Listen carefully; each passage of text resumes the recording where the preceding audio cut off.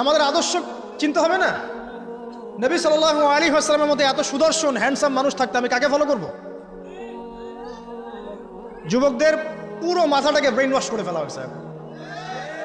কারণ ওরা জানে খুব ভালো করেই যুবকরা যদি আল্লাহর পথে ফিরে আসে ওদের সমস্যা আছে, সমস্যা। এই কারণে তোমাদেরকে ভুলিয়ে রাখা হচ্ছে। নিজের জীবনের মূল্য দিতে শেখো। আল্লাহ রাব্বুল আলামিন তোমাকে আমাকে সৃষ্টি করেছেন, আল্লাহ পাক আমাদের হাতে এই দিনের বিজয় দেখতে চান। আল্লাহ পাক চান যেন আমরা আল্লাহর দিনটাকে পালন করি, প্রচার করি, প্রসার ঘটাই। ইনশাল্লাহ এক সময় দিন প্রতিষ্ঠা হবে ইনশাআল্লাহ। আমরা যদি খেলতামাশায় মত্ত থাকি তাহলে দিনের প্রচার কে করবে, প্রসার কে করবে? আর সব কি ওলামায়ে কেরামের দায়িত্ব?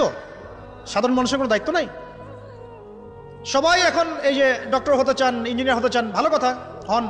এবং সবসময় দেখা যায় আলেম ওলামাদের সবার ভুল ধরার চেষ্টা করতে থাকেন। আপনি নিজে আলেম হচ্ছেন না কেন? তাহলে আপনি নিজে আলেম হন না কেন? নিজে একজন মুফতি হচ্ছেন না কেন? নিজে একজন মুহাদ্দিস হচ্ছেন না কেন? এতই যদি ভুল ধরতে পারেন অনলাইনে, আপনি নিজে একজন আলেম হয়ে দেখান না কেন? তারপর দুটো কথা বলেন যাদের সামনে, দেখেন মানুষ কিভাবে রিসিভ করে। কত সহজ এই কাজটা।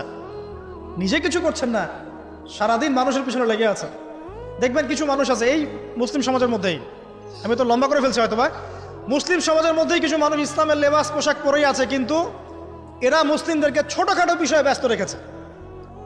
হাত বাঁধা, রফুলিয়া দেন, জোরে আমিন, পায়ে পায়ে, কিছু কিছু সিলি বিষয়ের জন্য বলছি যে বড় বড় বিষয়গুলো বাদ দিয়ে ছোটখাটো বিষয়গুলো কিনে উম্মাকে ইখতিলাফে ব্যস্ত রেখে দিয়েছে। ভাবখানে এমন যেন ইসলামের সব বিষয় প্রতিষ্ঠা হয়ে গেছে, এখন এই 4টা বিষয় বাকি আছে। ভাবখানে এমন, অথচ সারা ওয়ার্ল্ডের মধ্যে ইসলাম আস্তে আস্তে সংকুচিত হয়ে গেছে। আমরা কবে স্মার্ট হব? প্রিয় ভাইরা, মনে রাখবেন আমরা সবাই মিলেই মুসলিম জাতি। পলিটিক্যাল লিডার্স আছেন, প্রশাসনের লোক আছেন, আমাদের যুবক যুবতী, তরুণ তরুণী, সবাই মিলেই আমরা এই উম্মা জাতি। আমরা কেউ কারো শত্রু নই, কেউ কারো দুশ্মন নই। সবার মধ্যে ভালো কিছু পাবেন, ভালো নিয়ে নেন, খারাপটা ছেড়ে দেন। উম্মাকে ঐক্যবদ্ধ করার চেষ্টা করেন।